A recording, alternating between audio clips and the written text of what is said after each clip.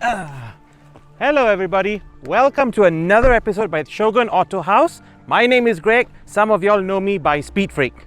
Today we are going to review this Malaysian pride, the 2019 Proton Saga. Now this Saga is actually currently the third generation that was launched back in 2016 and it taken over from the previous generation that was launched all the way back in 2008, the Proton Saga BLM.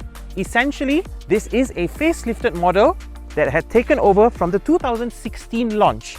There has been some notable changes and improvements, and today we are going to see exactly what those changes are. Now, one of the most notable differences with this Saga, if you compare it with the previous generation, would be the entire front fascia itself, specifically the bumpers, the lights, the grille, and of course, that little DRLs down there. We're going to go right ahead and dive into this.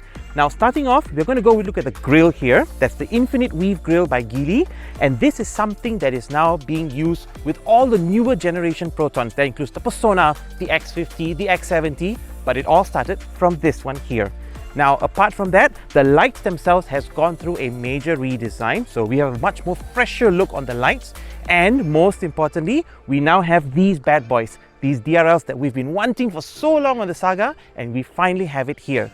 However, it does come with a price, and that is the removal of the fog lamps.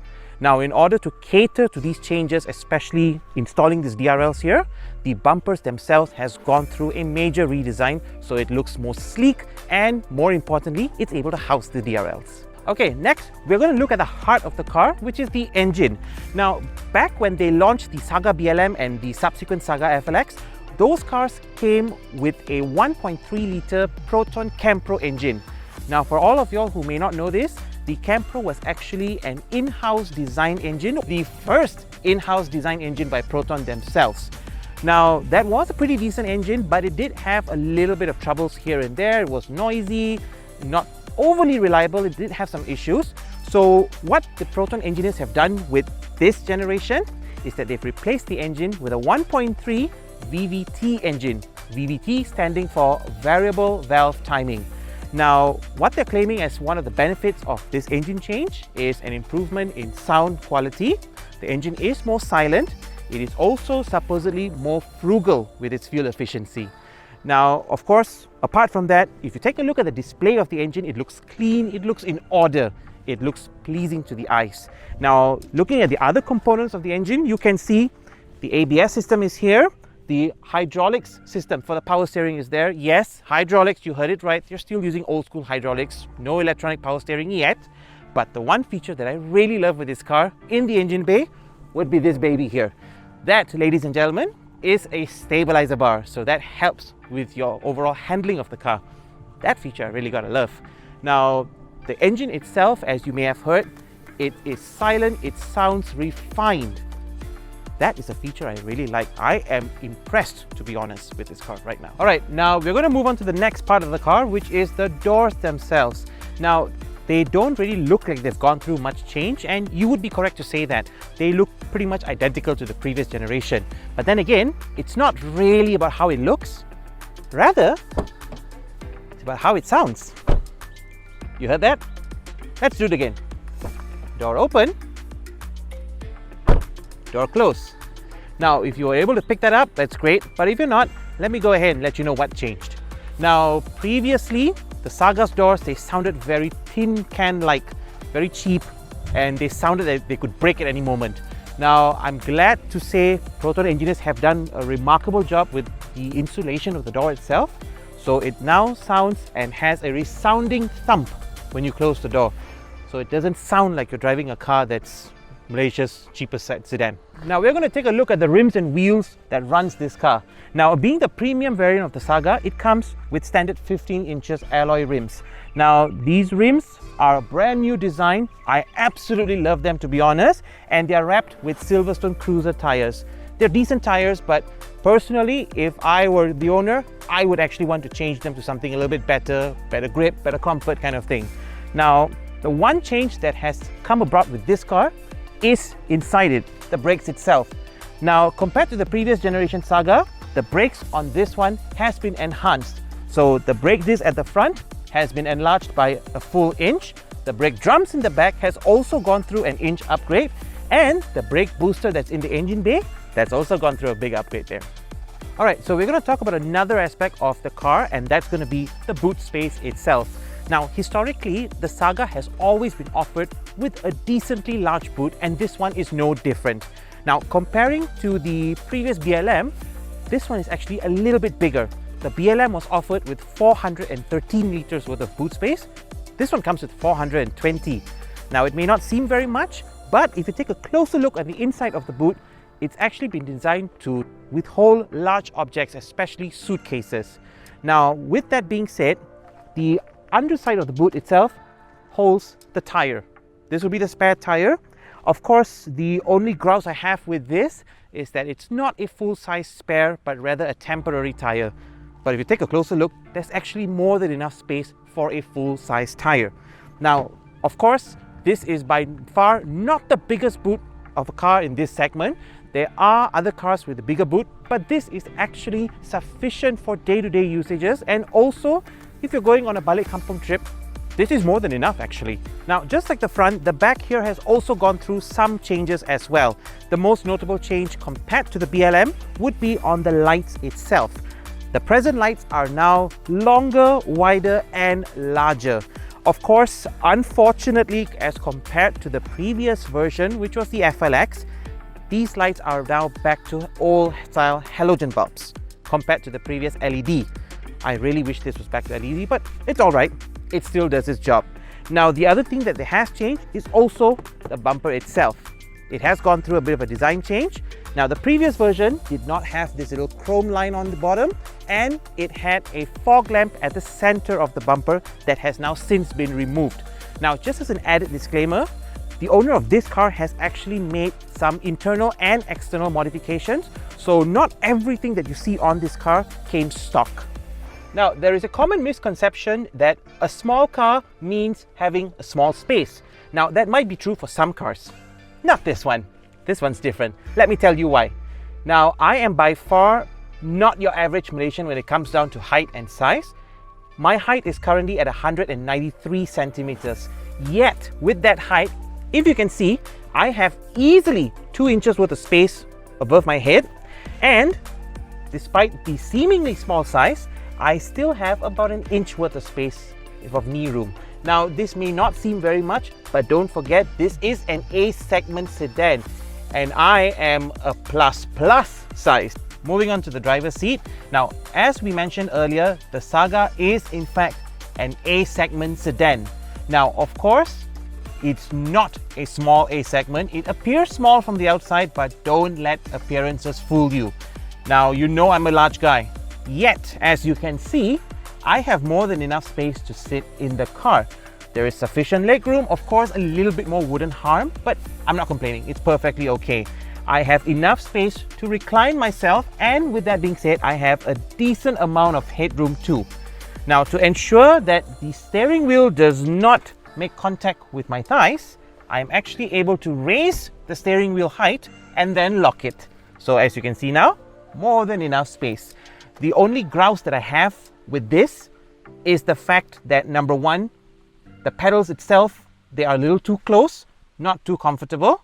And of course, I really wish that the seats themselves came with automatic, adjustables. Right now, these adjustables are all manual. This one for height, the one here for reclination, and the one here to adjust the seat forward and backward. Okay, so next we're going to talk about Proton's NVH for this car. The NVH stands for noise, vibration and harshness. Now, we don't actually have a meter to measure the different levels of NVH for different settings, but I'm just going to give you a very subjective opinion about this NVH. Now, currently, the road that we're on, it's just a regular paved road. We are still hearing some tire noises. That is expected. Sometimes these noises can be because of the tires themselves, but it is definitely an improvement nevertheless compared to the previous models. And the same thing can be said about the doors insulation and the engine's insulation, and that is also helping to reduce external wind noises from coming in. Now, right now I'm going at a speed of 50 kilometers per hour. I'm not hearing anything particularly loud or intrusive. The only loud thing I'm hearing right now is a little bit from the engine side, and that is expected, and a little bit of road noise coming from the tires. Very likely if you were to change these tires to something better, because this runs on Silverstone, stock standard factory, but if you were to change it to something better like maybe Continental or Michelin kind of thing, that noise might be either completely eliminated or maybe at the very least reduced. But apart from that, I don't have very much complaints about the NVH in general, except the roof here. The roof's noise is still intrusive, so even light rains will bring about this pitter-patter that gets very, very annoying. And the only way we can actually, get rid of that noise is by, jacking up the sound of the sound system. Otherwise, if you do not mind hearing those sounds, it's cool. But if you are one who does not like all these external continuous noises, you're better off putting on the radio. Now, Proton engineers have thankfully heard our complaints, our feedback as collective customers, and they have made a very good change with the present Proton Saga, and that is by getting rid of that dreadful CVT and replacing it with this Hyundai Source 4-speed automatic. Now, this may only appear as a conventional 4-speed, but I tell you, it's one of the best decisions they have made. Now, the car is in fact getting very good acceleration, not nearly as how I would want it to be. Yes, it would be great if it's a little bit more zippier like the Persona, but look, I'm not complaining. It's a 1.3. It does its job. It provides sufficient acceleration, and plus, think about it, we're driving in city roads and also cruising on highways, right? The main point is to drive from point A to point B. Acceleration, yes, crucial, but let's not forget, we're not driving on a racetrack now, are we? But I've got no complaints apart from that. Does its job. I'm cool with it. And in case you're wondering, the 4-speed here, it does come with the usual park reverse neutral drive. Now, for low gear, on the previous version of the Saga, the one before the FLX, the BLM, right? It came with a low gear, which is gear 3, gear 2, gear 1 kind of thing. Or in this case, just gear 3 and 2. Now, what they've done with this gearbox instead is, instead of putting gear 3 and gear 2, they got rid of that and they put this, which they call S mode. They call it a sports mode. But in reality, it's basically a low gear that you use when you are either accelerating to overtake another vehicle or if you're climbing up a hill. But you know what? I'm not complaining. I'm happy with this. Okay, and next we are now going to be talking about the ride and handling. This is Proton's biggest weapon, their exceptional ride and handling. Now, back in the early 2000s, Proton actually bought and took over Lotus. Now, since then, with the Waja being launched, they have started this Proton ride and handling. Now, that has been a great selling point, and true to their word, the ride and handling of these cars are really, they have been good. Now, the same thing has now been carried over to this car as well. Their ride and handling actually lives up to its name. Now, why I'm saying this is because this car has been driven at higher speeds, 110, 120, and it has performed wonderfully. The steering does not judder. The car does not feel like it's a boat. It doesn't float. It actually holds grounded to the ground itself. Now, the other thing that I like about this car is its ability in cornering. Now, as you can see, we are going on a bit of a circle here, but if you take a look, the car actually holds its ground really well.